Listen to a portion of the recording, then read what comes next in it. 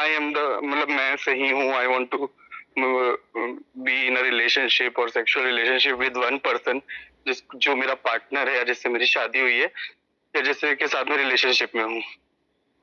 But what if the other person, my partner wants to have a experiment, wants to go for open relationship और wants open relationship, तब क्या करें? Second question इसी में आगे question ये था, what if one of us is not satisfied? इस क्वेश्चन को मैं रिपीट कर देता हूँ कि मान लीजिए एक हस्बैंड वाइफ कपल हैं, शादीशुदा हैं, उसमें से एक तो मानता है कि वो लॉयल है, वो एक के साथ ही सोएगा, लेकिन दूसरे को लगता है कि नहीं, वो मल्टीपल सेक्स करना चाहता है, दूसरे को साथ भी सोना चाहता है. तो क्या करें?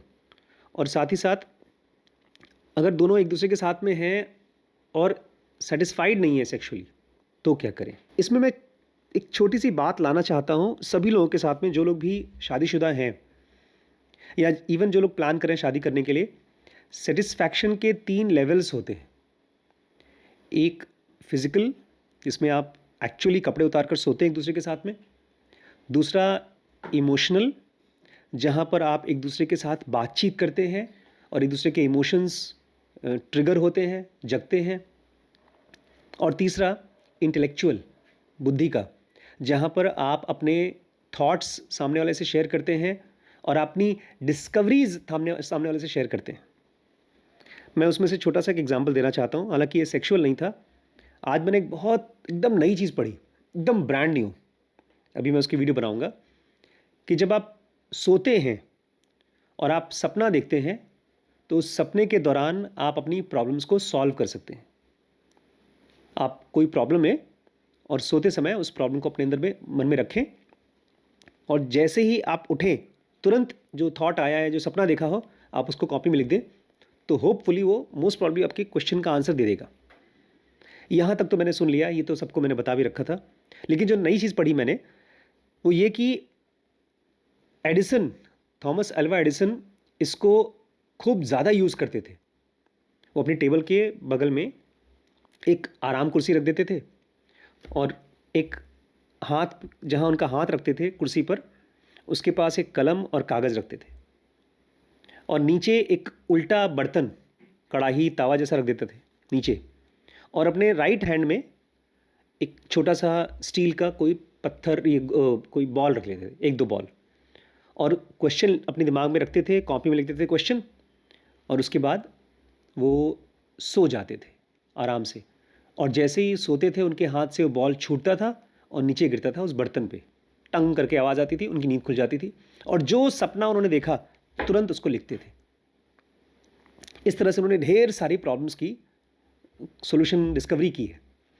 आज मैंने भी ट्राई किया इसको, मतलब थोड़ा सा, लेकिन उससे भी ज़्यादा मैंने इतनी इम्पॉर्टेंट चीज़ लगी मुझे कि मैं आकर के फटाफट पहले अनिकेत को, फिर श्री वैभव को, और फिर डॉक्टर रिब्बी को बताया. मैंने आप लोगों को बता रहा हूँ. ये भी एक तरह का रिलेशनशिप है जहाँ पर आप आई सेंटर को आई सेंटर से शेयर करते हो. सेटिस्फैक्शन जहाँ नहीं है, वहाँ पर सेक्सुअलिटी है ओनली फिजिकल लेवल पे, इमोशनल लेवल पे नहीं है. जहाँ कहीं पर भी सेटिस्फैक्शन नहीं है, वहाँ पर दो लोग बातचीत नहीं करते, एक दूसरे की बात सुनते नहीं हैं. कल आपने मुझसे कहा कि मैं अपनी मम्मी को नहीं सुन पाता हूँ. बिल्कुल सही है.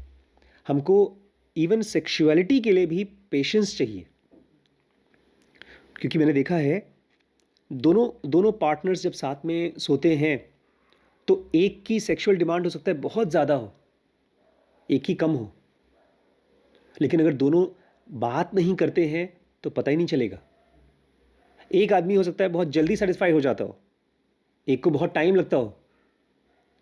तो जो आदमी जल्दी से सेटिस्फाई हो गया, वो अपना बंद करके बोलेगा अब नींद आ रही, सोने जा रहा हूँ, जो कि ज़्यादातर टाइम होता है. ये जो हम अलग अलग लोगों के साथ में सोने की कोशिश करते हैं, वो उम्मीद करते हैं कि किसी तरह से कोई नया बंदा मेरी लाइफ में आए और मेरी इच्छाओं को मैजिकली समझ जाए. हमारी सेटिस्फैक्शन, चाहे हमारे भोजन की, पेट की सेटिस्फैक्शन, हम ही को पता चलेगा. हमारे अंदर में अगर बीमारी है तो उसका ठीक होना कब तक ठीक हुआ है कि नहीं हुआ है, हम ही को मालूम पड़ेगा. लेकिन मैंने देखा है मेरी और मेरी वाइफ के बीच में sexuality has never become a problem, it has always been a joy. और वो इसलिए बिकॉज हम बहुत फिजिकल लेवल पे कम्युनिकेट करते हैं, बहुत बातें करते हैं, और अभी भी नयापन है। तो जहाँ डिससेटिस्फैक्शन है, इसका मतलब वहाँ पर बातचीत करने के लिए बहुत कुछ है, बहुत कुछ। और फिर भी अगर दो लोग एक दूसरे से डिससेटिस्फाइड हैं तो बेस्ट ऑप्शन यही है कि वो अलग होकर के नए पार्टनर्स को ट्राई करें। क्योंकि एक साथ ओपन रिलेशनशिप रखना जहाँ पर आप 3 के साथ इन्वॉल्व हैं, ये तो ऐसे ही है जैसे कि आप कोई जहर खा रहे हैं। आप अपने आप को 2 पीसेस में काट कर सोच रहे हैं कि मैं ज़िंदा रह लूँगा। आप एक को सेटिस्फाई नहीं कर पा रहे हैं, अब आप 2 के चक्कर में पड़े हैं सेटिस्फाई करने के लिए। ये धीमे धीमे आपके अंदर में टेस्ट का परवर्जन भी लेकर आएगा। आपको धीमे धीमे जो नॉर्मल चीज़ें हैं उससे आप भटक जाएंगे, क्रेविंग को तो कभी नहीं समझ पाएंगे, फ्रीडम से आप बहुत दूर हो जाएंगे। इंटेलेक्चुअल, इमोशनल एंड फिजिकल तीनों लेवल पे होता है। इसलिए जब मैंने आपकी बात सुनी, आपने अपने फ्रेंड से कहा कि यार हम लोग साथ में मूव इन कर सकते हैं, और उसने कहा नहीं मुझे तो लिफ्ट वाला घर चाहिए, तो मुझे समझ में आया कि इंटेलेक्चुअल लेवल पे आप लोगों की शेयरिंग नहीं होती, खाली इमोशनल लेवल पे होती है। कभी कभी मुद्दे को सीरियस भी ले आओ।